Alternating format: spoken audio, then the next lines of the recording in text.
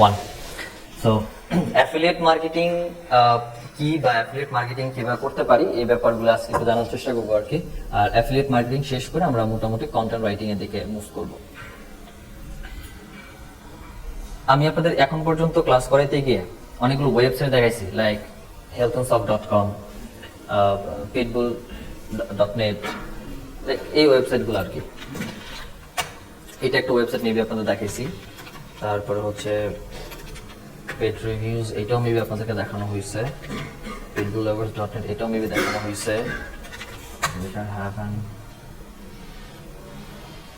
এটাও মেবি দেখানো হয়েছে, দেখছি তো এই ওয়েবসাইটগুলো। মেবি আমি কথায় কথায় হয়তো আপনাদেরকে দেখাইছি আমি এই ওয়েবসাইটগুলো। লাইক এটা একটা ওয়েবসাইট, বা এখানে একটা ওয়েবসাইট, এটা একটা ওয়েবসাইট। সো আজকের যে টপিকটা, এই টপিকের সাথে এই ওয়েবসাইটগুলোর মিল আছে। আজকের টপিকে যেটা দেখতেছি যে অ্যাফিলিয়েট মার্কেটিং বা অ্যামাজন অ্যাফিলিয়েট। সো এইখানে যে ওয়েবসাইটগুলো আছে, এই ওয়েবসাইটগুলো অ্যাকচুয়ালি অ্যাফিলিয়েট মার্কেটিংকে টার্গেট করে রেডি করা ওয়েবসাইট। ওকে, তাহলে প্রথমত ব্যাপার আসে যে অ্যাফিলিয়েট মার্কেটিং কি। তার আগে এখানে যে আমাদের মডিউলে যে টপিকগুলো আছে, যে অ্যামাজন অ্যাফিলিয়েট মার্কেটিং কি বা নিশ কি, বা কিভাবে অ্যাকচুয়ালি অ্যাফিলিয়েট মার্কেটিং এর কিওয়ার্ড রিসার্চ করা উচিত, বা প্রফিটেবল নিশ কিভাবে পাবো, তার আগে কিওয়ার্ড রিসার্চ আপনারা শিখছেন। আশা করি এটা আপনারা জানেন যে নিশ কি, নিশ কত প্রকার, এটাও জানেন। নিশ একটা টপিক, নিশ হচ্ছে দুই প্রকার, সিঙ্গেল নিশ আর মাল্টি নিশ। আর এই যে কিওয়ার্ড, এত এত কিওয়ার্ড আমরা দেখি, এই কিওয়ার্ড গুলা আসে কই থেকে? নিশের এগেইনস্টে আসে, নিশ থেকেই আসে। Okay fine. তাইলে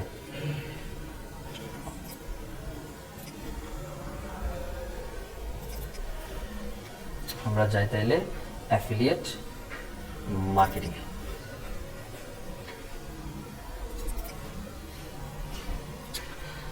অ্যাফিলিয়েট মার্কেটিং আর এটার স্কোপের কথা যদি বলি, অ্যাফিলিয়েট মার্কেটিংটাকে বলা হয় একটা প্যাসিভ ইনকামের ওয়ে।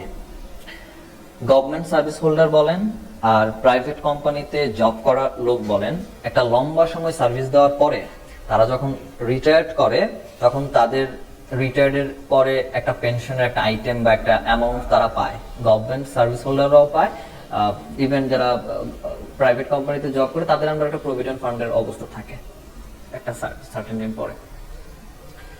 গভর্নমেন্টের ক্ষেত্রে এটা খুব বেশি ইফেক্টিভ যে আপনি চাকরি থেকে চলে আসার পরেও আপনার যে স্যালারি বেসিকটা থাকে, এই বেসিকটা হচ্ছে আপনি প্রতি মাসেই পাইতে থাকবেন। যতদিন আপনি বেঁচে থাকবেন, আপনি মারা গেলে আপনার ওয়াইফ পেতে থাকবে, ব্যাপারটা এরকম।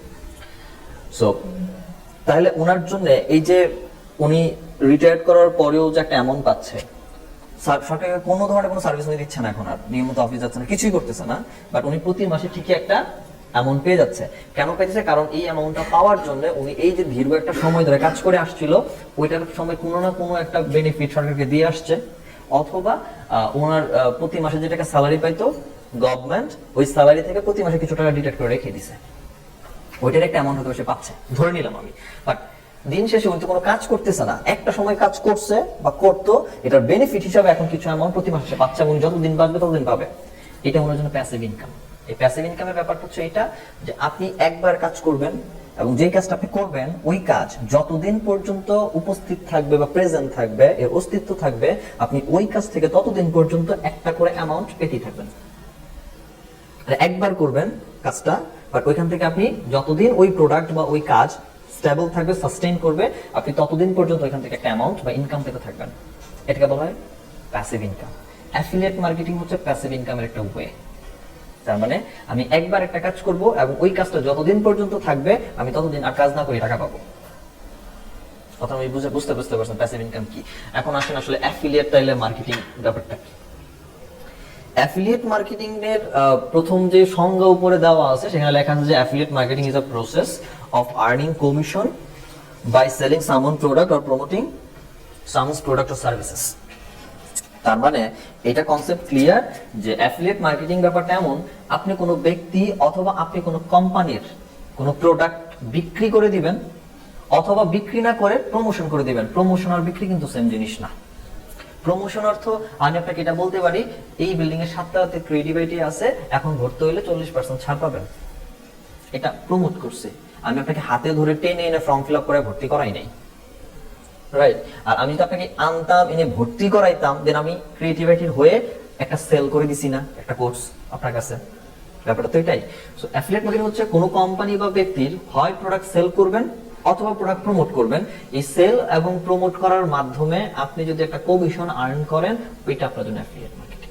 লাইক ক্রিয়েটিভিটি যখন আমরা বলে, আপনি শুধু মানুষকে বলবেন যে ক্রিয়েটিভিটিতে ডিজিটাল মার্কেটিং কোর্সে 50% ছাড় চলতেছে। আপনার এই কথা শুনে যদি লোকটা আমার এই ক্যাম্পাস পর্যন্ত আসে, তাইলে কোর্সের ফি কত? ধরেন কোর্সের ফি 20,000 টাকা সাপোজ, তাহলে 20,000 টাকা 10% আপনি পাবেন। কত পাইছে? 10%, 2,000 টাকা হচ্ছে। সো আপনি জাস্ট আমার কথা শুনছেন, শুনে জাস্ট ক্রিয়েটিভিটিতে আসছেন, ক্রিয়েটিভিটি এটার জন্য আমাকে 2,000 টাকা কমিশন দিচ্ছে, এটা আমার ইনকাম। এইটা যতজন আমার কাছ থেকে এই কথা শুনে আসবে, আমি ততবার পাইতে থাকবো। অথবা ক্রিয়েটিভিটি যদি বলতো যে একটা স্টুডেন্ট এনে ভর্তি করায় দেন, যত টাকা দিয়ে ভর্তি করবে তার 10% কমিশন আপনাকে দিয়ে দিব, তাহলে সে যদি 20,000 টাকা দিয়ে ভর্তি হতো, 10% কমিশন আমি 2,000 টাকা পাইতাম।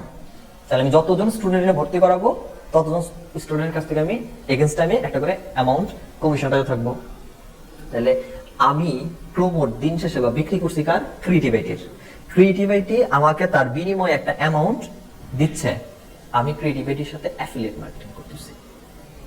আমি যতদিন এটা এই সার্ভিস আমি কাজ করে যাব, ততদিন আমার সার্ভিস আসতে থাকবে। এখন এই কাজটা আমি আপনাকে মুখে মুখে যতবার বলবো, মানুষজন ততবার আসবে। আচ্ছা, আমি মুখে না বলে ব্যাপারটা যদি এমন হয় যে আমি একটা ব্যানার টানায় রাখছি এবং নিচে একটা কোড নাম্বার লিখে রাখছি যে ক্রিয়েটিভিটি থেকে এই কোড নাম্বারটা বললেই এত % ছাড় পাবেন, এবং ক্রিয়েটিভিটি জানে আমার কোড নাম্বার কত। আপনি যখন কোড নাম্বার বলছেন, আপনার অ্যাডমিশনের পাশে কোড নাম্বার লিখে রাখছে, সে তো জানে যে অমুক কোড থেকে আসে, তাহলে এটা রবিনের টাকা বা রবিনের স্টুডেন্ট। বুঝতে পারছি? তাহলে তারপরে ক্রিয়েটিভিটি আমাকে ট্র্যাক করতে পারতেছে না যে এই স্টুডেন্ট রবিনের কোড ধরে আসছে, তাহলে অ্যামাউন্টটা কমিশন ওনার কাছে যাওয়া উচিত। তাহলে আমি জাস্ট একটা ব্যানার বানিয়ে রাইখা দিছি, লোকজন দেখতেছে এন্ড এটার এগেইনস্টে আসতেছে, এটা শুধু কোড নাম্বারটা বলতেছে। ব্যাপারটা তো এটাই, আমি তো দাঁড়াইও না এখানে। ব্যাপারটা বুঝতে পারছেন? অ্যাফিলিয়েট মার্কেটিং এর চিত্র যেটা এখানে দেখতেছেন, এটা ঠিক এরকমটাই। যারা অ্যাফিলিয়েট মার্কেটিং করে, মানে আমরা যারা অ্যাফিলিয়েট মার্কেটিং করি, আমাদেরকে বলা হয় অ্যাফিলিয়েটস। আর যেই সমস্ত কোম্পানির প্রোডাক্ট আমরা প্রমোট করব বা বিক্রি করে দেওয়ার ট্রাই করব, তারা হচ্ছে ভেন্ডরস। এখন ব্যাপারটা হচ্ছে, আমি অ্যাফিলিয়েট মার্কেটার বা একজন ডিজিটাল মার্কেটার, আমি জানি যে কোথায় কোথায় প্রোডাক্টটাকে নিয়ে গেলে প্রোডাক্টটা বিক্রি হবে, আমি জানি। এবং ভেন্ডর আছে যে কিনা প্রোডাক্ট বানাচ্ছে, ম্যানুফ্যাকচারার কোম্পানি। ধরেন আমি এই কোম্পানিটা টিভি বিক্রি করে, টিভি উৎপাদন করে, আমি জানি যে এই কোম্পানির টিভিটা কোন কোন জায়গায় গিয়ে যদি আমি লঞ্চিং করি বা কথাবার্তা বলি, তাহলে মানুষ কিনবে, আমি জানি, চ্যানেল আমার জানা আছে, রাইট? তাহলে আমি চাইলে তো এই টিভি কোম্পানির সাথে কন্ট্যাক্ট করতে পারি যে ভাই, আমি আপনার টিভি সেল করে দিব, প্রতি সেলের জন্য আপনি আপনাকে কত টাকা করে কমিশন দিবেন বলেন, বলতে পারছি না?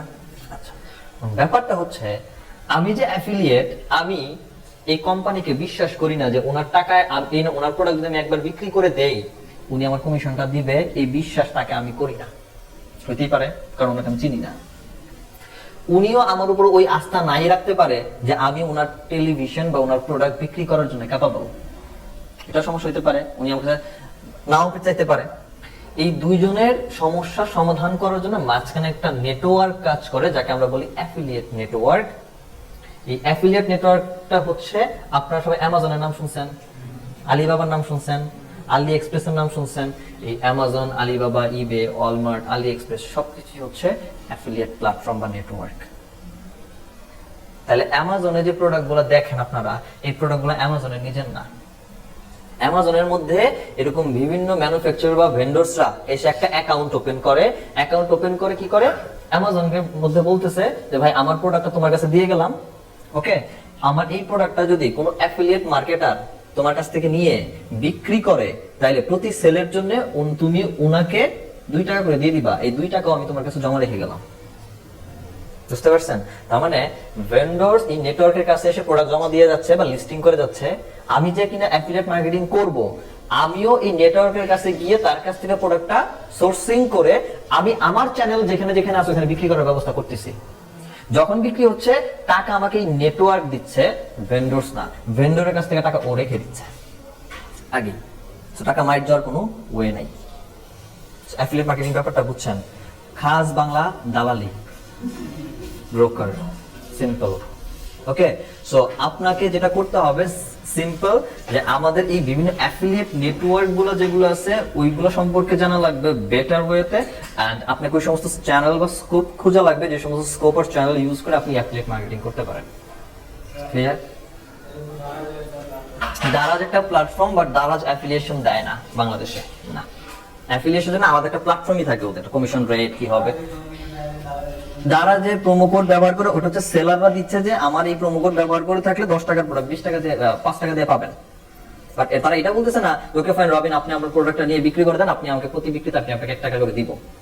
এটা দারাজ করছে না, দারাজ অ্যাফিলিয়েট মার্কেটিং না, বা অ্যাফিলিয়েট মার্কেট ওয়েবসাইটও না, প্ল্যাটফর্ম না। তো অ্যামাজন, আলিবাবা, আলি এক্সপ্রেস, ওয়ালমার্ট, ইবে এগুলো হচ্ছে প্রোডাক্টের ক্ষেত্রে, যেগুলো ফিজিক্যাল প্রোডাক্ট হতে পারে বা ডিজিটাল প্রোডাক্ট হতে পারে, চাল ডাল আলু বস্তা সবকিছু পাওয়া যায়, এটা প্ল্যাটফর্ম হচ্ছে এটা। এছাড়া যে আমরা এসিএম রাশ ইউজ করছি, এইচরাক ইউজ করছি, এই সমস্ত ডিজিটাল প্রোডাক্টগুলোরও অ্যাফিলিয়েশন করা যায়। মানে আপনি একটা এসিএম রাশের কোন একটা প্যাকেজ বা কোন মান্থলি যে প্যাকেজ $19 কত ডলার করেছিল, প্রিমিয়াম যেটা চোরাই পদ্ধতি না, অরিজিনাল যেটা, ওইটা যদি কোনো ব্যক্তিকে কিনাইতে পারেন তাহলে আপনি সেখান থেকে কমিশন পাবেন। অরিজিনাল যেটা $119 বা $240 দিয়ে যেটা, ওইটা ওদের অ্যাফিলিয়েশন হয় বা ওদের অ্যাফিলিয়েশন আছে। আচ্ছা, এখন আসেন যে এই যে অ্যাফিলিয়েট মার্কেটিং আপনি করবেন, সো অ্যাফিলিয়েট মার্কেটিং করতে গেলে তো আপনার কাছে ভেন্ডরস আছে, ফাইন। অ্যামাজন আছে না, আমি নিজে মার্কেটার আছি, ভেন্ডরস তার প্রোডাক্টটা অ্যামাজনে এসে দিয়ে চলে গেছে, আমি অ্যাফিলিয়েট বা ডিজিটাল মার্কেটারও অ্যামাজন থেকে প্রোডাক্টটা নিয়ে আসছি। এবার আমার কাজ কি এই প্রোডাক্টের জায়গার মতো ডিস্ট্রিবিউট করো না মানুষের কাছে, কারণ আমি যে একটা প্রোডাক্ট নিয়ে আসলাম অ্যামাজন থেকে, এই প্রোডাক্ট যদি মানুষজন বা পার্সন গুলো যদি না দেখে না চেনে তাহলে কিনবে কারা? তাহলে দিন শেষে কাজটা তো আমার, যে মানুষের কাছে ঠিক মতো পৌঁছানো কাজটা, তাই তো?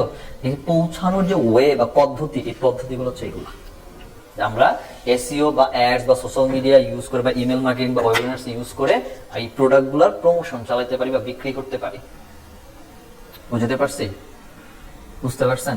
আচ্ছা, এখন আসেন অ্যাডস এর ব্যাপারটা কি। অ্যাডস একটা চ্যানেল বা ওয়ে, যে পদ্ধতি ব্যবহার করে আমরা প্রোডাক্টের প্রমোশন করতে পারি বা মানুষের কাছে প্রোডাক্টটাকে পৌঁছাইতে পারি। তো অ্যাডস এর ক্ষেত্রে আমরা দেখছিলাম না, গুগলের মধ্যে গুগল অ্যাডস ছিল, কিওয়ার্ড লিখে সার্চ করলে, বা ফেসবুকে অ্যাড হইতে পারতো, তো ইউটিউবে অ্যাড হইতে পারতো। এখানে অ্যাড এর মাধ্যমে আপনি যখন প্রোডাক্টের প্রমোশন করার ট্রাই করবেন, ওটা হচ্ছে অ্যাড এর পদ্ধতি। আমরা অলরেডি এসইও শিখতেছি, কিওয়ার্ড রিসার্চ করছি, সামনে কন্টেন্ট রাইটিং করব। তো আপনি যদি এমন হয় যে একটা প্রোডাক্ট নিয়ে আসছেন, মানুষ তো প্রোডাক্ট লিখে সার্চ করতেই পারে, সার্চ করতে পারে না? অল্টারনেট প্রোডাক্ট লিখে সার্চ করেন না? আচ্ছা, আইফোন 14 প্রো যে আসলো, আপনি অনলাইনে সার্চ করেন নাই? আপনি কেনার জন্য সার্চ না করেন, আপনি তো অ্যাট লিস্ট এর স্পেসিফিকেশন দেখার জন্য হলো সার্চ করছেন তো, তাহলে আপনি তো সার্চ করেন ইন্ডিভিজুয়াল প্রোডাক্ট। ঠিক সেম ওয়েতে ওই পাতিল, চামচ, হেডফোন এগুলো নিয়েও মানুষ সার্চ করে গুগলে। সো মানুষ যদি গুগলে সার্চ করে, so we know how to research keyword. আমি যদি প্রপার কিওয়ার্ড রিসার্চ করতে পারি এবং ওই কিওয়ার্ড গুলোকে কম্বিনেশন করে যদি কন্টেন্ট লিখে ওয়েবসাইটের থ্রুতে প্রমোট করতে পারি আর ওয়েবসাইট র্যাঙ্কে আনতে পারি, লোকজন আমার ওয়েবসাইটে পড়তে আসবে কন্টেন্ট, আর ওখান থেকে প্রোডাক্ট সেল যাবে। উদাহরণ দেখেন, ধরুন এইখানে একটা অ্যাফোর্ডেবল ডগ ফুড নিয়ে লেখা হয়েছে, এখানে আমি পিপলের জন্য কন্টেন্ট লিখছি এবং পিপলকে এটা বোঝানোর চেষ্টা করছি যে ভাই কেন ডগ ফুড দরকার বা ডগ ফুড বেস্ট, ডগ ফুডের জন্য কি কনসিডার করা হতে পারে। আর এখানে আমি কিছু ডগ ফুডের সাজেশন দিয়ে রাখছি না, এবং অ্যামাজনের লিংক করে রাখছি না। এখানে এই যে একটা প্রোডাক্ট দিলাম, এই প্রোডাক্টটা কিসের, এই প্রোডাক্টের অ্যাকচুয়ালি ইনগ্রেডিয়েন্টস কি কি আছে, এই প্রোডাক্ট নিয়ে অ্যাকচুয়ালি কাস্টমার যারা কিনছে তাদের রিভিউ অ্যাকচুয়ালি কি, ইভেন এই প্রোডাক্টের সুবিধা অসুবিধা বা প্রস এন্ড কনস গুলা কি আমি বলছি। একটা কন্টেন্ট এটা করে একটা লোক যদি এই প্রোডাক্টটা কিনতে চায় বা কেনার জন্য গুগলে খোঁজে, তাহলে ডেফিনেটলি এই প্রোডাক্টের নাম লিখে সার্চ করার কথা। আমার কন্টেন্ট যদি র্যাঙ্কে যায়, তাহলে এই লোকটা আমার পুরো এই প্রোডাক্ট সম্পর্কে এই কন্টেন্টের মধ্যে ইনফরমেশন পাচ্ছে না। তার কাছে যদি মনে হয় এটা পারফেক্ট, দেন ডেফিনেটলি সেটা পারচেজ করবে এখান থেকে। আর এখান থেকে পারচেজ করা মানে দিন শেষে অ্যামাজনে যাবে। যেমন দেখেন, এটার একটা ক্যাট ফুড,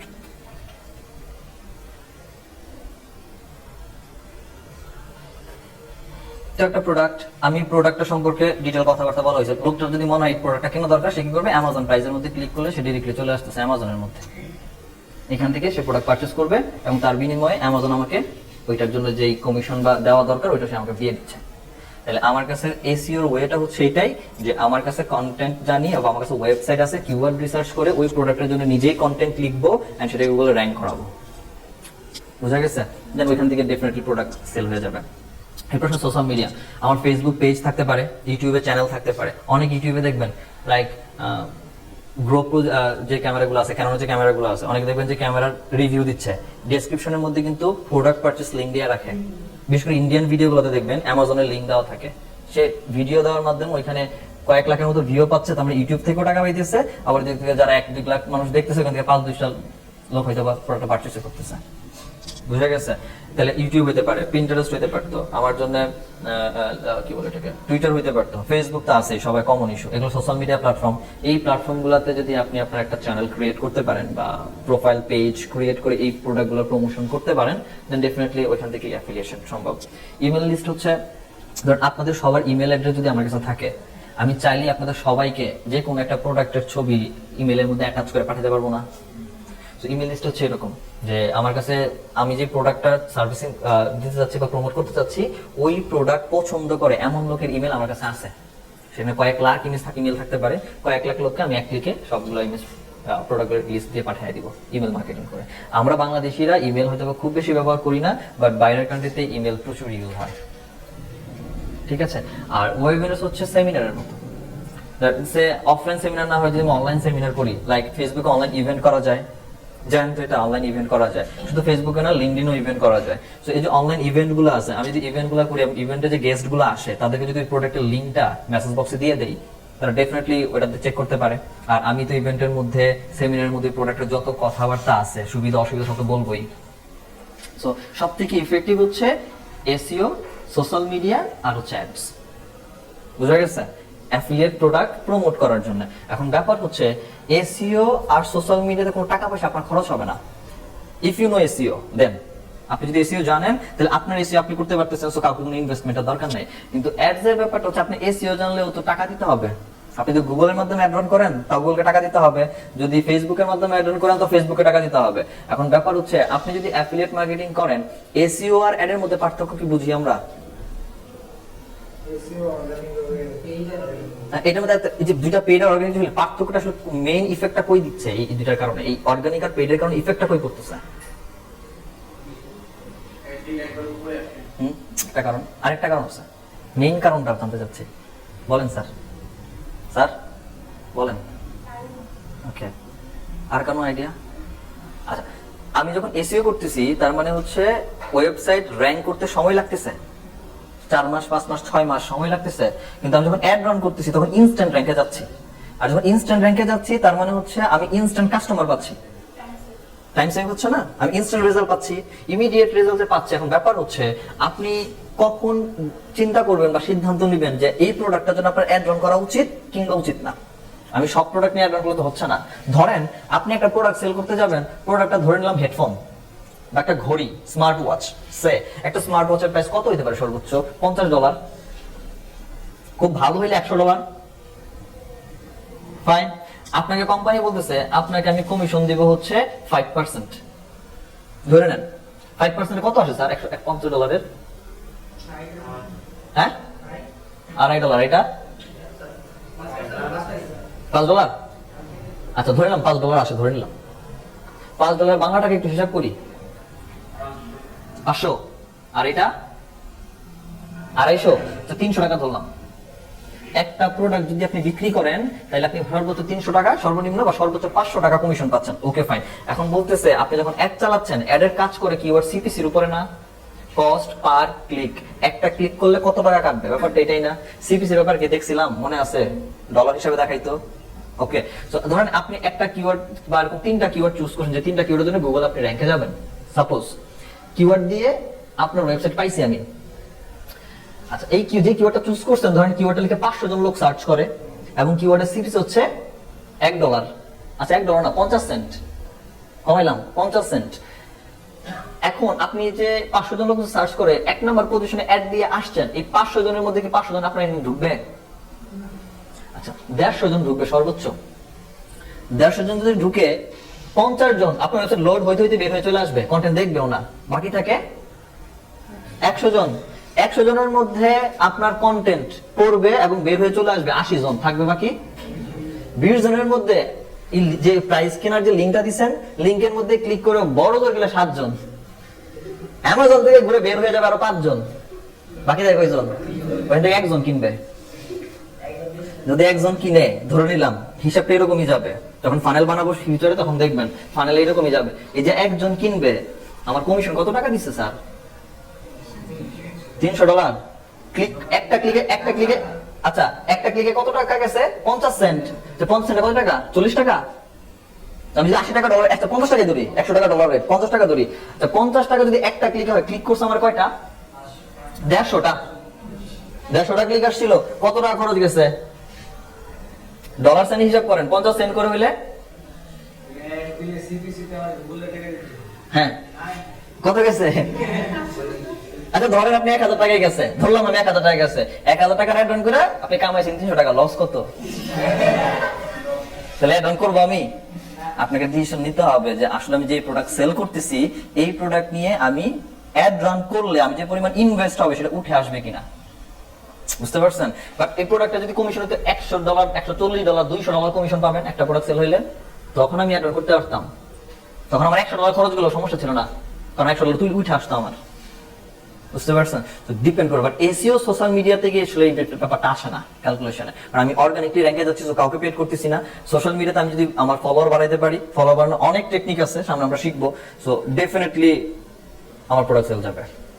অ্যাফিলিয়েশন করার জন্য দুইটা জিনিস ডেফিনেটলি দরকার, হয় আপনার ওয়েবসাইট থাকাই লাগবে, অথবা যদি ওয়েবসাইট না থাকে তাহলে পিন্টারেস্ট ডেফিনেটলি দরকার। পিন্টারেস্টের নাম শুনছেন? অ্যাফিলিয়েট মার্কেটিং এর জন্য পিন্টারেস্টের চেয়ে বড় ওয়েবসাইট সোশ্যাল মিডিয়াতে এখন পর্যন্ত পয়দা হয় না, ইভেন ফেসবুকও না। ফেসবুকে তো সব জঙ্গলিগুলো থাকে, খোদাই। আমরা চিনবো, সমস্যা নেই, সবাই যত কম চিনবে তত আমাদের জন্য মঙ্গল, যত চিনবে তত আমাদের জন্য সমস্যা। ওকে, তাহলে চ্যানেলগুলো বুঝতে পারছেন? ওকে, এরপর আসেন যে আসলে স্কোপটা কি, আমি যে অ্যাফিলিয়েট মার্কেটিং করবো সে অ্যাফিলিয়েটের স্কোপ কি? অ্যাফিলিয়েটের প্রথম স্কোপ হচ্ছে, এটা অ্যাকচুয়ালি কোভিড আসার পর না সব থেকে বাড়ছে, মানুষজন বের হতে পারছে না, অনলাইন সেল বেড়ে গেছে বেশি। বর্তমান যে সমস্ত বিজনেসে কোনোদিন অনলাইন কোনো মিটিং এ হয় নাই, ওই সমস্ত বিজনেস পর্যন্ত অনলাইন মিটিং আসছে, ব্যবসা করছে জুমের। জুম প্রচুর বিজনেস করছে, কারণ 1 ঘন্টা বেশি মিটিং করতে গেলে প্রিমিয়াম কিনতে হবে, কোভিড আসছে আর মানুষ কিনছে। ওকে, সো এই ইফেক্ট আসার পর থেকে অনলাইনে প্রচুর সেল বাড়ছে, এবং এটা ফুয়েলটা প্রায় 15 থেকে 20% করে ডেইলি। এখন পর্যন্ত ইনক্রিজ। বাংলাদেশের হিসাবটা অন্যরকম, কারণ আপনি দ্বারা যে প্যান্ট অর্ডার করলে শার্ট দিয়ে দিবে, কিন্তু বাইরের কান্ট্রিতে আপনি যেটা অর্ডার করবেন ওইটাই ডেফিনেটলি ডেলিভার করবে, সো এটা অনেক বেশি ইম্পর্টেন্ট।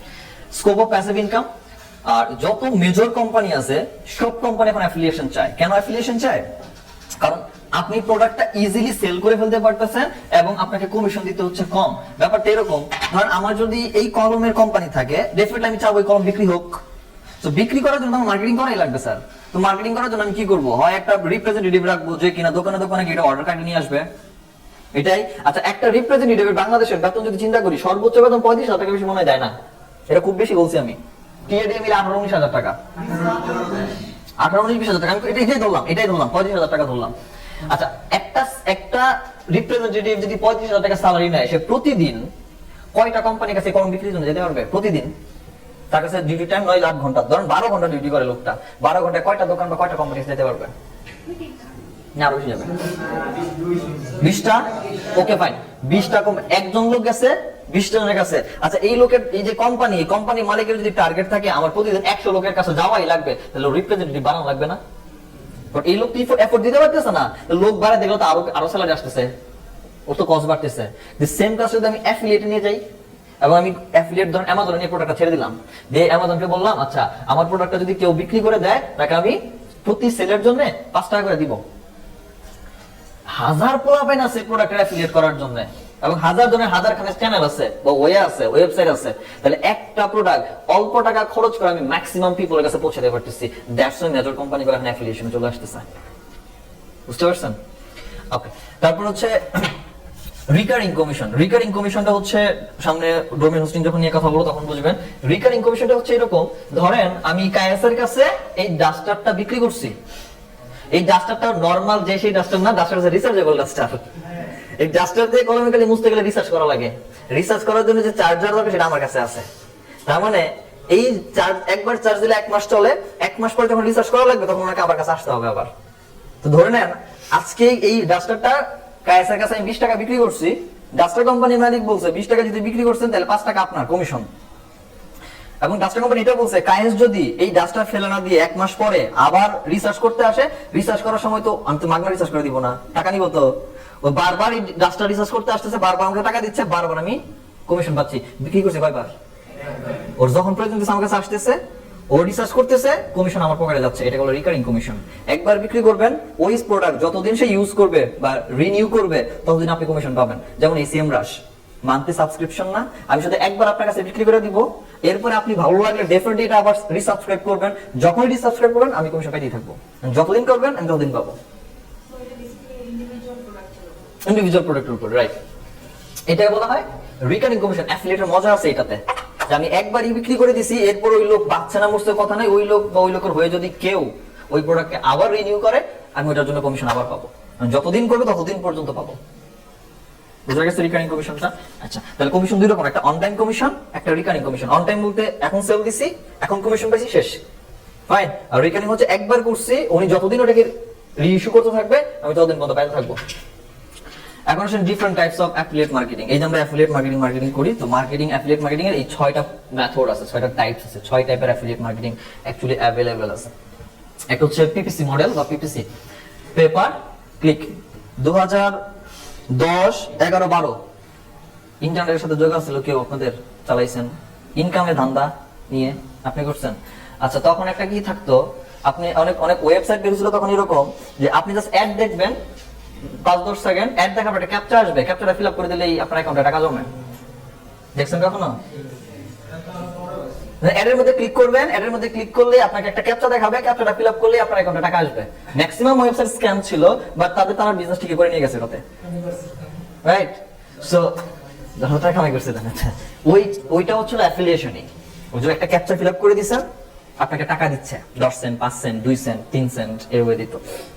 ওইটা হচ্ছে পিপিসি মডেল, পেপার ক্লিক। এটা এখন আর অস্তিত্ব নাই, এটা এখন খুব চলে না। কারণ হচ্ছে পেপার ক্লিকের ব্যাপারটা এমন ছিল, আমি চাইলেই আমি ভিপিএন ইউজ করে করে নিজে নিজে এটা ক্লিক করতাম, অ্যাজ এ ইউজার হিসেবে নিজে টাকা উইথড্র করে নিয়ে নিতে পারতাম। সো এটা ফ্রড ছিল, রিয়েল কাস্টমারের কাছে পৌঁছাইতো না প্রোডাক্ট। সো এটা অফিসে এরপর পেপার লিড, এটা এখনো চলে। সেটা হচ্ছে ধরেন কোন একটা রিয়েল এস্টেট কোম্পানি মূল কাজ হচ্ছে জমি বিক্রি করা, অথবা যাদের জমি আছে তাদের সেগুলো ল্যান্ড গুলাকে নিয়ে ওখানে কনস্ট্রাকশন ওয়েতে যাওয়া। আপনাকে যদি কোন রিয়েল এস্টেট কোম্পানি এটা বলে যে যাদের জমি আছে বা যারা ফ্ল্যাট কিনতে চায়, এমন লোকের শুধু নাম, ফোন নাম্বার, অ্যাড্রেস আমাকে দেন, তাহলে আমি যারা লিজিট একদম অথেন্টিক পিপল, যারা কিনা ফ্ল্যাট কিনতে চাচ্ছে বা বিক্রি করতে চাচ্ছে, তাদের ডিটেইল গুলা দিয়ে যদি কোম্পানিকে দেই, কোম্পানি বলছে আপনাকে টাকা দিব। তাহলে তাকে লিড দিছেন একটা কোম্পানি, কি করবে? ওই লিডে গিয়ে তার ফোন নাম্বারে বলেন বা তার বাসায় গিয়ে বলেন, তাকে কনভিন্স করার চেষ্টা করবে, সে তার মতো বিক্রি করার চেষ্টা করবে, বাট আমি তাকে একটা লিড দিয়ে দিছি। এই টাইপের লিড গুলা হচ্ছে পিপিএল এর মধ্যে পড়ে। সিপিএ মার্কেটিং এর নাম শুনছেন আপনারা? অ্যাকশন সিপিএ মার্কেটিং হচ্ছে পিপিএল মডেলে চলে। পেপার লিড, কারণ কোন ইউএস এর ব্যক্তির ইমেল কালেকশন করে দিবেন, কার্ডের নাম্বার কালেক্ট করে দিবেন, ফোন নাম্বার কালেক্ট করে দিবেন, নাম কালেক্ট করে দিবেন, এটা লিড দিচ্ছেন তাকে, পিপিএল। এইটা আমরা করব না, এটা দরকার নাই। এরপর হচ্ছে পিপিএস বা পেপার সেল, বিক্রি করবেন, কমিশন দিবেন। এটা এখন বর্তমানে চলে, আর এটা আমরা করব। পিপিএস বা pay per sale. Site wide commission, site wide কমিশনের ব্যাপারটা হচ্ছে যে আপনি প্রমোশন করতেছেন একটা, ওই লোক পছন্দ করছে আরেকটা, বাট ওটার জন্য টাকা পাইছেন, বুঝছেন? কারণ আপনি উত্তর আর পূর্বাঞ্চলে একটা জমি দেখাইছেন, বাট সে দক্ষিণ খানের একটা জমি দেখে পছন্দ করছে, একই কোম্পানির, বাট আপনার লিড ওই যে যেটার জন্য গেছিল ওইটা না করে আরেকটা কিনছে, বাট আপনার লিডটা কিনছে, তো ওইটার জন্য আপনি কমিশন পাবেন। ব্যাপারটা এরকম আর কি। তো ধরেন আপনি প্রোডাক্ট দেখাইছেন একটা, অ্যামাজনে গেছে, গিয়ে তার ওই প্রোডাক্ট পছন্দ হয় নাই, নিচে কোনো একটা সাজেশন দেখাইছে প্রোডাক্ট, ওইটা পছন্দ হচ্ছে, কিনে ফেলছে, ওইটার জন্য আপনি কমিশন পাবেন। এটা তো সাইড ওয়াইড কমিশন। তারপর অন টাইম কমিশন হচ্ছে একবার বিক্রি করছেন, একবারই কমিশন পাইছেন, শেষ। সেকেন্ড টাইম বিক্রি হইলে আবার কমিশন পাবেন। আর রিকারিং প্রত্যেকটাকে বললাম, একবার বিক্রি করার পর বারবার আসতে থাকবে। একবার বিচ্ছে, এটি একবারই কমিশন পেয়েছি। এরপরে আপনার কাছে দ্বিতীয়বার আপনি আবার কিছু কিনেন, তখন আপনি ওটা সাবস্ক্রাইব করলেও কাজ হবে না, এটা একবারই জাস্ট অন টাইম কমিশন, শেষ। আচ্ছা, দেখবো না কি করা যায় সামনে। আচ্ছা, কিছু বেসিক টার্মিনোলজিস আছে অ্যাফিলিয়েট মার্কেটিং এর। সেটা হচ্ছে প্রথমে যেটা দরকার সেটা হচ্ছে অ্যাফিলিয়েট লিংক। ধরেন আবার পুরনো উদাহরণ যে এই কলমটা এই 4 জন বিক্রি করতে চাইছে, ফাইন, 4 জনেরই ওয়েবসাইট আছে, আমার কোম্পানি থেকে নিয়ে গেছে কলমটা, আমার কোম্পানিরই, একটাই কোম্পানিরই 4 জন নিয়ে গেছে। উনি ধরেন যে ওনার ওয়েবসাইটে গেছে, গিয়ে প্রোডাক্ট কিনতে আসছে। আমি কেমনে বুঝবো যে কমিশনটা ওনারে দিব না ওনারে দিব? আমার তো বোঝা লাগবে যে কার কার আন্ডারে বা কাকে ধরে আসছে, কার প্রোফাইলে কমিশনটা যাবে। এটার জন্য অ্যাফিলিয়েট যে নেটওয়ার্ক গুলো আছে, এরা অ্যাফিলিয়েট মার্কেটিং যারা করে তাদেরকে একটা ইউনিক আইডি নাম্বার দিয়ে দেয়, ইউনিক একটা লিংক দিয়ে দেয়, যে লিংকের মাধ্যমে তারা বুঝে যে এটা এই ইউজারের আন্ডারে আসছে, ওটা ওই ইউজার। কারণ একই প্রোডাক্ট কয়েক হাজার লোক বিক্রি করতে পারে, তো কাকে দেওয়া উচিত কমিশন এটা তো আইডেন্টিফাই করা লাগবে। এটা আইডেন্টিফাই করে অ্যাফিলিয়েট লিংকের মাধ্যমে। অ্যাফিলিয়েট মার্কেটিং করতে গেলে অ্যাফিলিয়েট প্রোগ্রাম দরকার। প্রোগ্রাম বলতে ওই অ্যামাজন, আলিবাবা, আলি এক্সপ্রেস, এটা দরকার। কমিশন বেসে কাজ হয়। কুকিজ এর একটা ব্যাপার কি চেনেন? কুকিজ ওয়েবসাইটে গেলে কুকিজ বলে অ্যাকসেপ্ট করতে বলে আর ডিক্লাইন করতে বলে। আপনারা অ্যাকসেপ্ট করেন না ডিক্লাইন করেন? অ্যাকসেপ্ট করেন? ওকে, অ্যাকসেপ্ট করেন না ডিক্লাইন করেন, যাই করেন এটা আপনার জন্য শান্ত না। আপনার যদি মনে হয় যে ডিক্লাইন করে দিছি তার মানে কুকিজ ধরবে না, ধরে। ওকে, এই কুকিজের ব্যাপারটা অ্যাফিলিয়েট অনেক বেশি ইফেক্টিভ কেমন? এই কুকিজটা কি আগে বুঝেন। আমি আমার ব্রাউজার ইউজ করতেছি কোন একটা ওয়েবসাইটে যাইতে, ওয়েবসাইট লোড হয়ে আসতে সময় লাগে। কুকিজের কাজ হচ্ছে আপনি যখন ওয়েবসাইটে ঢুকছেন তখন ওয়েবসাইটে যে ফন্ট, ইমেজ, টেক্সট যেগুলো আছে এগুলো তার ব্রাউজার আগে থেকে প্রিলোড করে রেখে দেয়। আপনি যদি সেকেন্ড টাইম যখন আবার ঢুকতে যাবেন তখন আগের থেকে তুলনামূলক কম সময় লাগতেছে, কারণ সে আগে থেকে ফন্ট, ইমেজগুলোকে ক্যাপচার করে রেখে দিছে, সে হুট করে আপনার সামনে নিয়ে আসতে পারতেছে। এটা হচ্ছে কুকিজ ধরে রাখে। এটা হচ্ছে আপনার সুবিধা দিচ্ছে। ওয়েবসাইট আপনার থেকে এর জন্য বেনিফিট কি নিচ্ছে? এর থেকে বেনিফিট নিচ্ছে আপনি কোন আইপি অ্যাড্রেস চালাচ্ছেন, আপনার নাম কি, আপনার কি বলে ইমেল অ্যাড্রেস কি, আপনার ডিভাইসের ম্যাক অ্যাড্রেস কি, এগুলো আমি পাচ্ছি। এগুলো আমার জন্য লিড, আপনার ইনফরমেশন আমার কাছে আছে। বুঝতে পারছেন? আপনি কোন আইপি ধরে আসছেন, কোন পিসি ধরে আসছেন, কোন ডিভাইস, কোন ব্রাউজার, আপনার কি নাম, আপনার জিপ কোড কি, আপনার জেন্ডার কি, সব। ওকে, এখন এই কুকিজ একটা সময় পরে এক্সপায়ার হয়। এটা 7 দিন হতে পারে, 10 দিন হতে পারে, এটা নির্ভর করবে ওয়েবসাইটের উপরে। যে ওয়েবসাইট বানানো হয়েছে সেই ওয়েবসাইট এই কুকিজ এক্সপায়ার করার জন্য ডেডলাইন কেমন দিছে। বুঝতে পারছি? আচ্ছা, এই এক্সপিরিয়েশনের মধ্যে অ্যাফিলিয়েটের ইফেক্টটা হচ্ছে এটা। তাহলে অ্যামাজনে যখন আপনি প্রোডাক্ট কিনতে যাবেন, তো ধরেন আমি আপনার ওয়েবসাইট থেকে দেখছি প্রোডাক্টটা, দেখে লিংকে ক্লিক করছি, অ্যামাজনে যাব না ক্লিক করে কিনতে, অ্যামাজন আমার ব্রাউজারে কুকিজ ধরে রাখছে এবং অ্যামাজন ধরেন 7 দিনের একটা কুকিজ ডিউরেশন দিছে। 7 দিন পর্যন্ত আমার যত ইনফরমেশন সে ধরে রাখবে, আফটার 7 ডেজ সেগুলো সব ডিলিট করবে, অটোমেটিক ডিলিট হবে। সব ডেফিনেটলি ম্যানুয়ালি ডিলিট হবে না, অটোমেটিক ডিলিট হবে। ডিউরেশন হচ্ছে 7 ডেজ। তারপরে 7 ডেজ পর্যন্ত অ্যামাজন জানে আমি কে, আমি কোন ডিভাইস দিয়ে আসছি। সো এই 7 ডেজের মধ্যে যদি আমি আবার অ্যামাজনে যাই, সো অ্যামাজন আমাকে আইডেন্টিফাই করতে পারতেছে এক্সিস্টিং ইউজার হিসেবে। ওকে, এক্সপিরিয়েশন ব্যাপারটাতে আসি। ধরেন আপনি আমার ওয়েবসাইটের মধ্যে আসছেন প্রোডাক্টটা দেখতে, ওই যে হেলথ এন্ড ফুডসের মধ্যে যেভাবে দেখাইলাম, সো প্রোডাক্ট দেখছেন এবং লেখা ছিল সি প্রাইস অন অ্যামাজন, বাটনে ক্লিক করে অ্যামাজনে গেছেন। আচ্ছা, আপনি বাটনে ক্লিক করে অ্যামাজনে গেছেন, তো প্রোডাক্ট কেনার জন্য গেছিলেন। ধরেন অ্যামাজনে যাওয়ার পর আপনার কুকিজ কয়দিনের জন্য ধরছে? 7 দিন। ধরেন আপনি কোনো কারণে প্রোডাক্টটা কেনেন নাই, না কিনে প্রোডাক্টটা দেখে বের হয়ে চলে আসছেন, বুঝছেন? 5 দিন পরে আপনি আর আমার ওয়েবসাইটে আসেন নাই, আপনি ডিরেক্ট অ্যামাজনে গেছেন, amazon.com লিখে, এবং যে প্রোডাক্টটা কিনতে গেছিলেন ওই প্রোডাক্ট খুঁজে বের করে পারচেজ করছেন। ডিউরেশন কি শেষ হইছে? শেষ হয় নাই। এই যে ডিরেক্টলি 7 দিন আগে আমার কাছ থেকে গেছিলেন, ডিউরেশন শেষ হওয়ার আগে ডিরেক্টলি আপনি অ্যামাজনে গেছেন এবং ওই প্রোডাক্টটা পারচেজ করছেন, কমিশনটা তারপর আমি পাবো, কারণ কুকিজের মেয়াদ আছে। বুঝতে পারছি? ফার্স্ট ক্লিক আর সেকেন্ড ক্লিক, আর 7 দিন পরে গেলে কুকিজ কমিশন আমি পাচ্ছি না। ওকে, ফার্স্ট ক্লিক আর সেকেন্ড ক্লিক সেম উদাহরণে আসেন। ধরেন কায়েস সাহেব আমার ওয়েবসাইটে আসছে, এসে প্রোডাক্টটা দেখে অ্যামাজনে গেছে, প্রথম ক্লিক করছে এবং সে বের হয়ে চলে গেছে। 5 দিন পরে সে আবার গুগলে এসে সার্চ করছে এবং রাহার ওয়েবসাইট খুঁজে পাইছে। হ্যাঁ, এবং রাহার ওয়েবসাইটে প্রোডাক্টটা দেখে ক্লিক করে সেম প্রোডাক্ট রাহার কাজ করতেছে, অ্যামাজনে আসছে। এবার প্রোডাক্ট সে কায়েস কিনে ফেলছে, এবার কমিশন কে পাবে? এটা হচ্ছে কথা। তাহলে প্রথমে ব্যাপারটা ছিল আমার কাছে প্রথম ক্লিক করছে, গেছিল অ্যামাজনে, কুকিজ তো আছে, কুকিজ ধরে রাখছে। 5 দিনের মাথায় অন্য একটা ওয়েবসাইট থেকে প্রোডাক্টটা দেখে সে কিনতে গেছে এবং কিনছেও। এইবার এই বেটাও কমিশন পাবে, এই বেটাও কমিশন পাবে, হাফ হাফ হবে না, ফুলি পাবে। যে 5% কথা বলে এও পাবে 5%, এও পাবে 5%। আর যদি 7 দিন পার হয়ে যায় এবং সে গুগলে সার্চ করে ওয়েবসাইটে যায়, তাহলে শুধু 2% পাবে, 1% আর পাবে না। এটা হচ্ছে ফার্স্ট ক্লিক আর সেকেন্ড ক্লিক। তিনজনই পাবে, কারণ ওই কুকিজের ডিউরেশন থাকলেই হচ্ছে এখানে এটা ঘটবে, আইদার ঘটবে না। ডিপেন্ড করবে কুকিজ কত দিনের জন্য আছে, আর এই কুকিজ কত দিন এটা ডিপেন্ড করে ওয়েবসাইটের উপরে। অলমার্টের 10 দিন, অ্যামাজনের 7 দিন, ইবের হয়তো আরো বেশি থাকতে পারে, কম থাকতে পারে, 3 দিনে থাকতে পারে, এটা ডিপেন্ড করে। ওকে, এরপর ক্লিক ফ্রড। অনেক পণ্ডিত আছে নিজের এটা নিজেই ক্লিক করে টাকা কামানোর জন্য।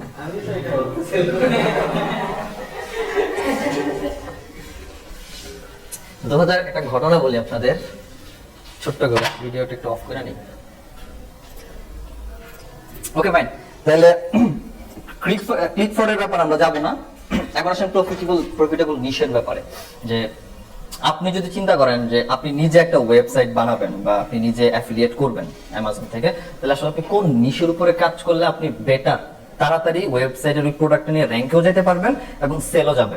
আমি এমন একটা প্রোডাক্ট নিলাম যেটা 5 বছর পরে একজন লোকের দরকার হয়, তাহলে ওই প্রোডাক্ট নিয়ে তো আমার খুব বেশি অ্যাফিলিয়েশন পাবো না। এসি একটা লোক কেনার পরে 5-10 বছর দরকার আছে, আমি তো প্রয়োজন দেখি না, আর ওই লোকটার দরকার আছে। বাট আপনি যদি বলেন যে হেডফোন, স্মার্ট ওয়াচ, এগুলো রেগুলার দরকার, হাড়ি পাতিল আরো বেশি দরকার, ঝগড়া লাগবে আর ভাঙবে আর কিনবে, এটা কমন ফ্যাক্ট। সো আপনাকে তো বোঝা লাগবে যে কোন প্রোডাক্টের তাড়াতাড়ি সেল যাচ্ছে। এখন ব্যাপারটা কমিশনের একটা ব্যাপার থাকে। এসি ব্যাপার ডেফিনেটর $5,000 বিক্রি করবেন, সে হেডফোন তার $5,000 বিক্রি করবেন না, $5,000 বিক্রি করবেন। সো কমিশন ডেফিনেটলি কমবে। কিন্তু ব্যাপার হচ্ছে আপনার প্রতি মাসে যদি $5 করে কমিশনের যদি 1-1.5 সেল যায়, ওইটার প্রতি মাসের টাকা আর মাসে একটা এসি সেল গেছে ওইটা $500 টাকা, সেম তো হওয়ার কথা না। আমার কথা বুঝতে পারছেন? সো দ্রুত এক্সচেঞ্জ হচ্ছে এবং মানুষের চাহিদা আছে, এটা টাকা কমিশন কিছু কম হইলেও ওইটা নিয়ে কাজ করা উচিত, কারণ রেগুলার সেল থাকতেছে।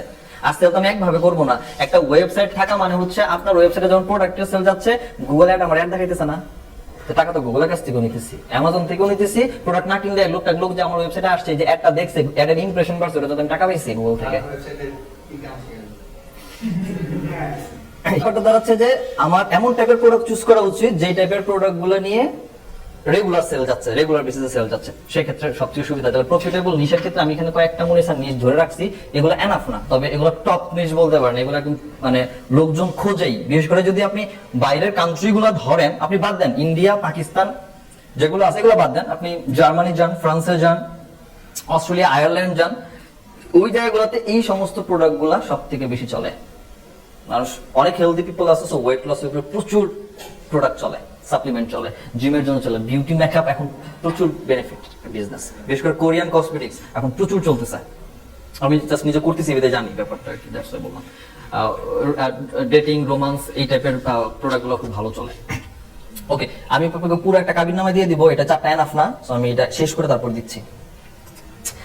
এখন আসেন যে আপনাকে যতগুলো নিশ দিলাম বা দিব আমি সামনে, এগুলো থেকে আপনার বের তো করা লাগবে যে আমার জন্য পারফেক্ট কোনটা, আমি কোনটা নিয়ে কাজ করব।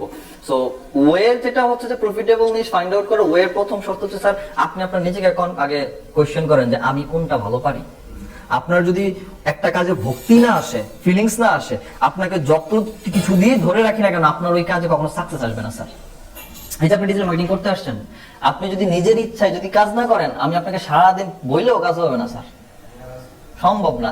তো নিজে কি পারেন সেটা নিয়ে কাজ করেন। গুগলে চলে না বা গুগলে মানুষ সার্চ করে না এমন কোনো প্রোডাক্টই নাই বললে, সব সার্চ করে গুগলে, ঠিক আছে? আপনার শুধু বাইর করতে হবে আপনি কোনটা পারেন। আপনার যদি মনে হয় আমি টেকনোলজি খুব ভালো পারি, আমি ধরেন আমি মোবাইল সম্পর্কে অনেক ভালো জানি, ভালো বলতে পারি, আপনি এটা নিয়ে কাজ করেন। আপনার যদি মানে আমি বিউটি নিয়ে খুব ভালো জানি, আমি মেকআপ নিয়ে খুব ভালো জানি, ডু ইট। পড়বে মানুষ, পড়ার জন্য লোক আছে, প্রোডাক্ট পারচেজও করবে।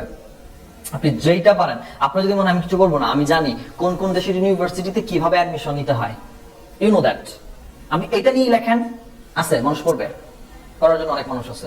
সো প্রথম ব্যাপার হচ্ছে আপনার নিজেকে নিজের ইন্টারেস্টের উপর আগে জোর দেন, আমি কোনটা ভালো পারি। আর আমার তো অগাবগা যারা, তারা অন্য একটা পদ্ধতি যাবো আর কি, যারা কিছুই পারি না। ওইটা একদিন আসেন, হয়ে গেছে এখন, আমি ইচ্ছা করে আনি নাই। ওকে, ভুল করে চলে আসছে। ওকে, সেকেন্ড অপশন হচ্ছে যে potential monetization option with that niche. টাকা ইনকামের কথা যদি সহজে বলি স্যার, আপনাকে এমন টাইপের কিছু সোর্স বের করা উচিত যেখান থেকে না ফ্লোটা যেন এক দিক থেকে না হয়, ফ্লোটা যেন অনেক দিক থেকে হয়। যেমন আমি যদি ওয়েবসাইট বানাই, তাহলে গুগল থেকে মানুষ পড়তেছে একটা ওয়েবসাইটের মধ্যে আমি গুগলে অ্যাড দেখাতে পারতেছি, আবার অ্যাফিলিয়েট করতে পারতেছি। আচ্ছা, আমি যে প্রোডাক্টটা নিলাম, ধরেন এটা গুগলে মানুষ সার্চ করে বিধায় আমি ওয়েবসাইট বানাইছি। যদি ইউটিউবে মানুষ ওই সেম প্রোডাক্ট নিয়ে সার্চ করে, তাহলে আমি ভিডিও বানাতে পারতাম। এখন বলতে পারেন যে ভিডিওতে তো কথা বলা লাগে, এখন ইদানিং এআই চলে আসছে, আপনার টেক্সটকে ইজিলি ভয়েসে কনভার্ট করে দিতে পারে, একদম ইজি। ইভেন টেক্সট দিলেও ভিডিওতে কনভার্ট করে দিচ্ছে, একদম ইমেজ সহ, ভয়েস বা ওভার সহ। তাহলে আপনি ইউটিউবের মধ্যে ওই প্রোডাক্ট ভিডিওটা আপলোড করে ডেসক্রিপশনের মধ্যে প্রোডাক্টের লিংক দিতে পারেন। এই সেম প্রোডাক্টটা নিয়ে যদি পিন্টারেস্টে মানুষ সার্চ করে তাহলে পিন্টারেস্টের প্রোডাক্টটা প্রমোট করতে পারেন, ফেসবুকে খুঁজলে ফেসবুকে প্রমোট করতে পারেন। তাহলে একটা প্রোডাক্টের অনেকগুলো সোর্স দাঁড়াইছে না? এই মনিটাইজেশন বলতে এটাই বোঝানো হচ্ছে যে কতগুলো ওয়ে থেকে আমার ওই প্রোডাক্টটা কেনার জন্য লোক খুঁজে পাবো আমি। এখন এমন একটা প্রোডাক্ট আছে যেটা শুধু গুগলেই সার্চ করে আর কোথাও মানুষ খোঁজে না, তাহলে আপনার চ্যানেল শুধু একটাই ইনকামের, গুগল। যদি ওখান থেকে আসে পাবেন, আইদার ভুলে যান। বাট আপনার অ্যাফিলিয়েশনে এমন নিশ ধরার দরকার যেখানে ম্যাক্সিমাম চ্যানেল খুঁজে পাওয়া যায়, যেখান থেকে আমি একটা পাথ বা ওয়ে বের করতে পারি যে কাস্টমার আমার কাছে রিচ করবে সামহাউ। ওকে, ডেফিনেটলি সার্চ ভলিউম আর পটেনশিয়াল রাখতে হবে। সার্চ ভলিউমের গুরুত্বকে কিওয়ার্ড রিসার্চে আশা করি আপনারা বুঝছেন, কারণ কিওয়ার্ডের সার্চ ভলিউম না থাকলে লোকজন সার্চই করতেছে না। ওই কিওয়ার্ড নিয়ে র্যাঙ্কে থেকে আমার লাভ কি?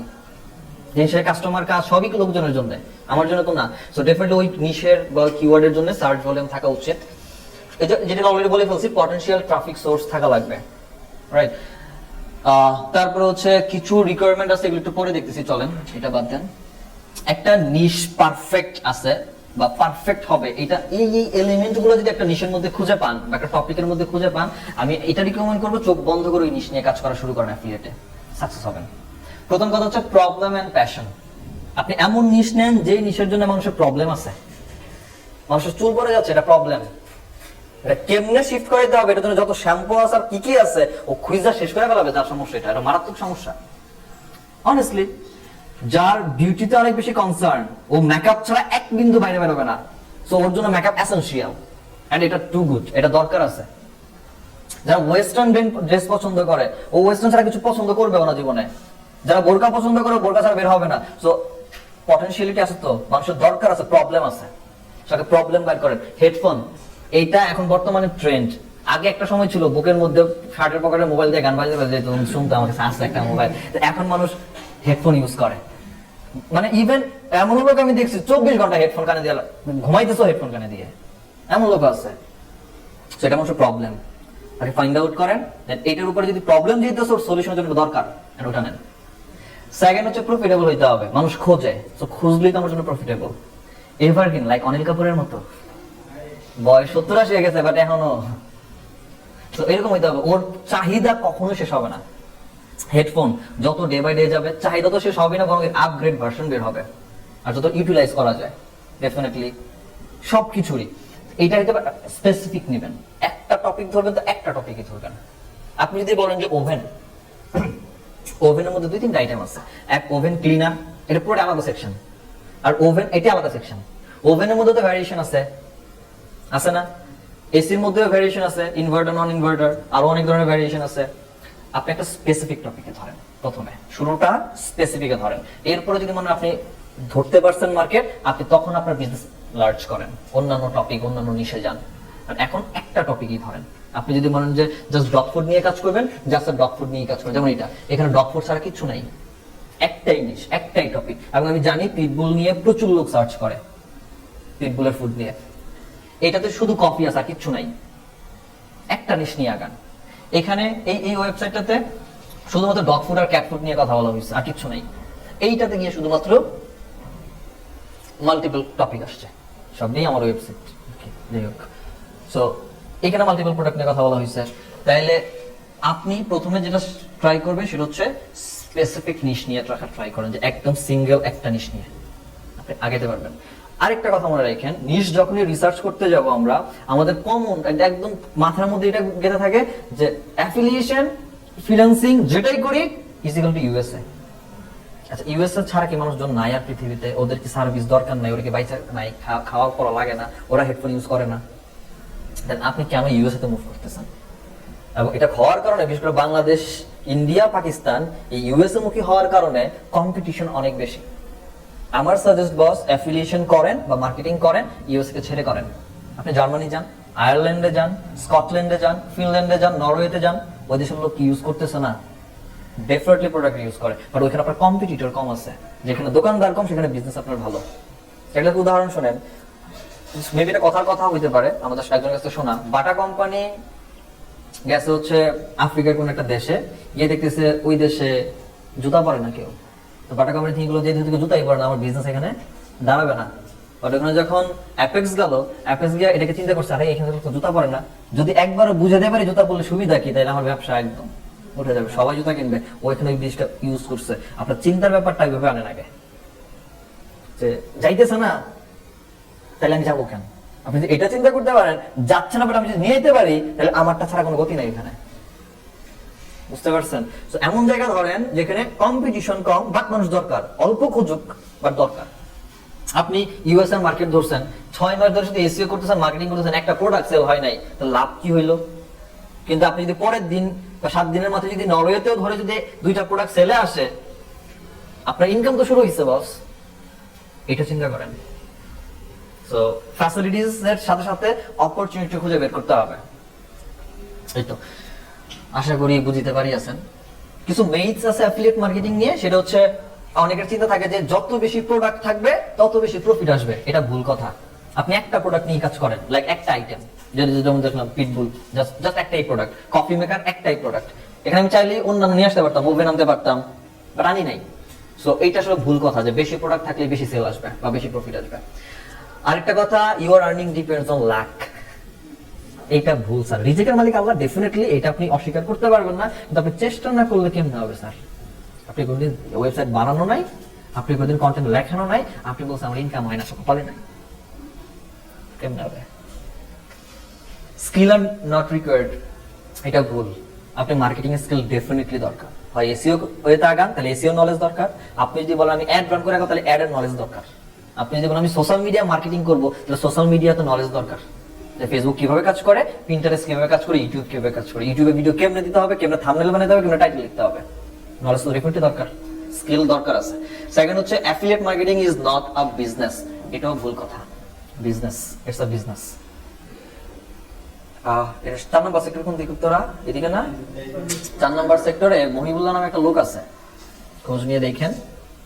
উনি ওয়েব ডেভেলপার এবং ডিজিটাল মার্কেটার, এবং ওনার প্রথমে যেটা আছে যে consumer don't like affiliate marketing. যারা রিডার বা যারা প্রোডাক্ট কিনে কাস্টমার, এরা আসলে অ্যাফিলিয়েট পছন্দ করে না, এটাও ভুল কথা। আপনি একটা লোক একটা প্রোডাক্টের সুবিধা অসুবিধা সব বলে দিচ্ছেন, তারপর সে ডিসিশন নিতে পারছে এটা আমার জন্য দরকার কি দরকার না, তো ডেফিনেটলি এটা বেনিফিটেড তার জন্য।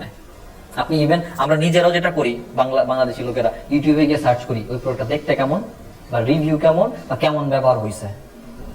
সো আপনি দেখতেছেন না, তারপর নাকি কিনতেছেন। আমার দেশের লোকের একটা অপরচুনিটি কম যে ওই অ্যাফিলিয়েশনের অবস্থাটা নাই, কিন্তু বাইরের দেশে এই অবস্থাটা আছে, সে পড়ে এন্ড পারচেজও করে ফেলো এখান থেকে। সো এইটা একটা business, full time business. Affiliation সবকিছু ঠিকঠাক থাকলে যাবে হচ্ছে আমরা কন্টেন্ট এডিটিং, এটা আমরা নেক্সট ক্লাসে যাব। এখন যেটা আমি আপনাদের দিয়ে দেই সেটা হচ্ছে আপনাদের এটা লাগবে আপনাদের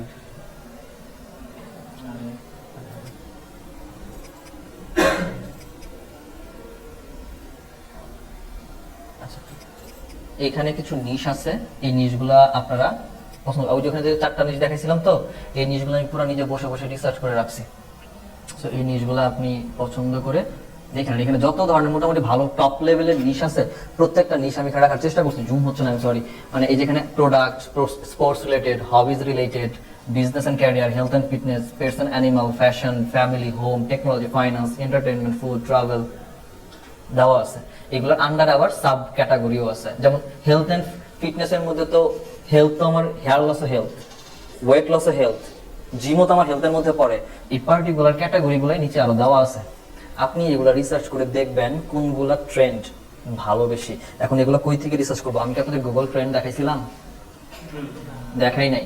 আচ্ছা, আমরা একটা ওয়েবসাইট ইউজ করব এই নিশগুলো খুঁজে বের করার জন্য, যে এই নিশগুলা আমি যদি একটা কান্ট্রি স্পেসিফিক চিন্তা করি যে আমি ওই কান্ট্রিতে বিক্রি করব, তাহলে আসলে একটা মিনিট এগুলো বড় করে দিই। এখন দেখতেছেন?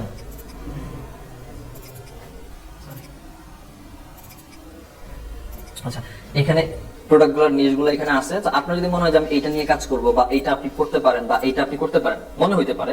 বাট আমার প্রশ্ন হচ্ছে যে বললাম প্রফিটেবল নিশ ফাইন্ড আউট করার ওয়ে, তো আমাকে দেখতে হবে এটার আগে আমি যে কান্ট্রিতে অ্যাফিলিয়েট করতে যাব ওই কান্ট্রিতে এই ব্যাপারে মানুষের চাহিদা কতটুকু, যেটার উপর চাহিদা মানুষের বেশি হবে আমি ওইটাকে ফাইন্ড আউট করার ট্রাই করবো হচ্ছে কাজ করার জন্য। ঠিক আছে, তাহলে আমরা ইউজ করবো হচ্ছে গুগল ট্রেন্ড। গুগল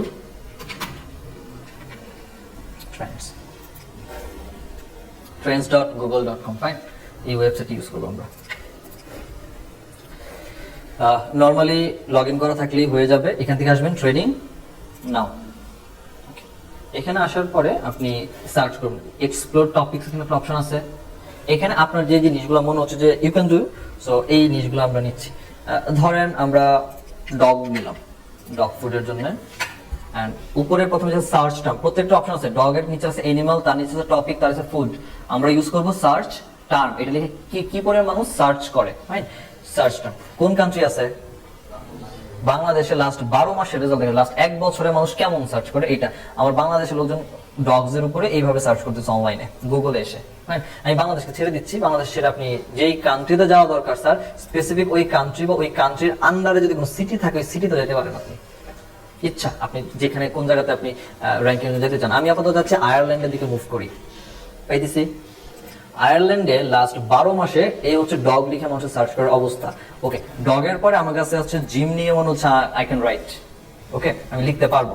তাহলে এইখানে ডগের সাথে জিমের কম্পেয়ার করে দেখব যে আসলে এই দুইজনের মধ্যে আয়ারল্যান্ডের মানুষ লাস্ট 12 মাসে কাকে নিয়ে সবচেয়ে বেশি সার্চ করছে। মানুষের কুত্তার দাম বেশি থাকে। আচ্ছা যাইতেছি, একটু রিলেভেন্ট শেষ করে দেখি। আসছে ওকে টাকলো হয়ে যাইলেও সমস্যা নাই। হোটেলে যাই, হোটেলের চাহিদা আরো বেশি। কি জন্য বেশি আমি জানি না, কিন্তু হোটেলের চাহিদা বেশি। ওকে, এরপর আসে নিউট্রিশন নিয়ে একটু যাই। একসাথে আমরা 5টা সার্চ টার্মের সার্চ করতে পারবো, পাইছি তো? তাহলে আমি একটা আন্দাজ পাচ্ছি যে আমি যে আয়ারল্যান্ডে এই 5টা টপিক নিয়ে যদি চিন্তা করি, ওকে ফাইন 5টা টপিক নিয়ে আমি কাজ করতে পারবো। লাস্ট 12 মাসে এই 5 টপিকের উপরে এইভাবে মানুষজন সার্চ করে। তাইলে এখন পর্যন্ত সার্চের মধ্যে কবে রেজাল্ট, মার্চ মাসের 19 তারিখ থেকে মার্চ মাসের 25 তারিখ 2023 এর রিপোর্ট, ডগ নিয়ে 24 জন, জিমে হোটেল নিয়ে 76, এই হচ্ছে পার্সেন্টেজ। আচ্ছা আমি একটু চিন্তা করি লাস্ট 5 বছরের রেজাল্টটা কি পাবো। 2004 সাল থেকে নিয়ে এখন পর্যন্ত কিরকম ট্রেন গেছে এটাও খুঁজে দেখতে পারেন। সো আপনি যদি লাস্ট 5 বছরের রেজাল্ট দেখেন, আই থিংক আপনি আগামী 2 বছর কল্পনা করার মতো, প্রেডিকশন করার মতো ক্যাপাবিলিটি আপনার মধ্যে আছে যে এটা ট্রেন্ড বা এটা চাহিদা কেমন যেতে পারে।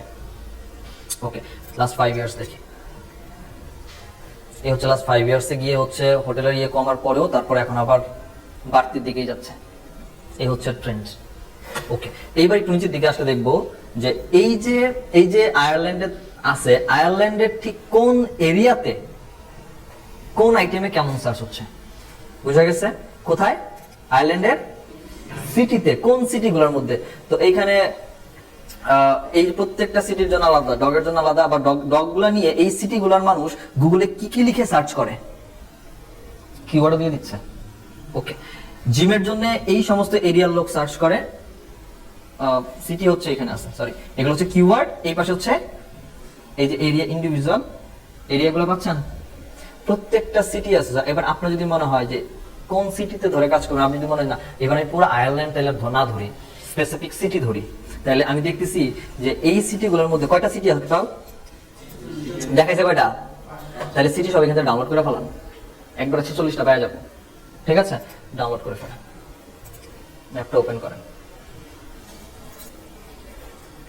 এখানে ক্যাটাগরি সহ দেওয়া আছে না,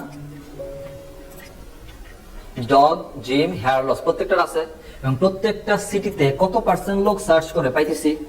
তাহলে আমি এখান থেকে দেখে সিদ্ধান্ত নিতে পারবো যে এই সিটিতে 85%, আমি যদি জাস্ট হোটেল নিয়েও কাজ করি, সো 85%, 80%, 73%, তাহলে এই সিটিতে যাওয়া যাবে না বা এই সিটিতে যাওয়া যাবে না, আমি ডিফাইন করতে পারতেছি, কারণ এখানে লোকজনের সার্চের পার্সেন্টেজ কম।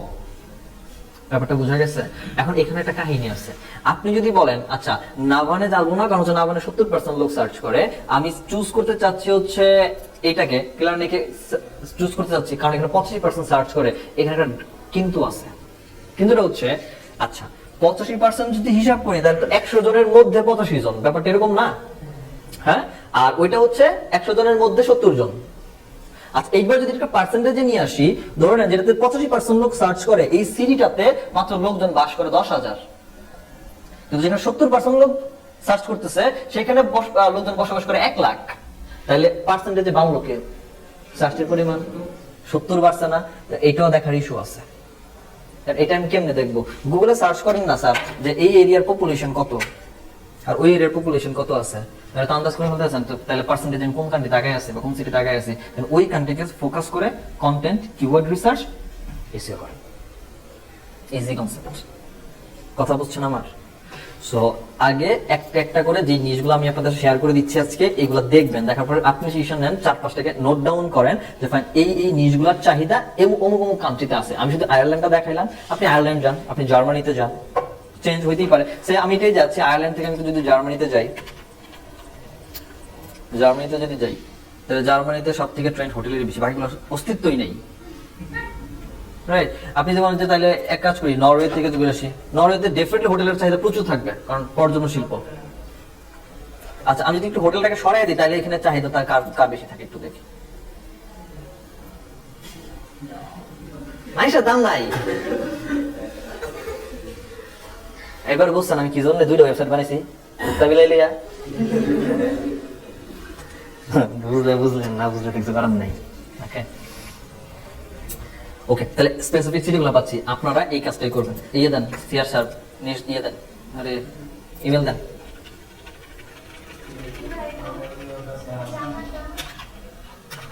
জান্নাত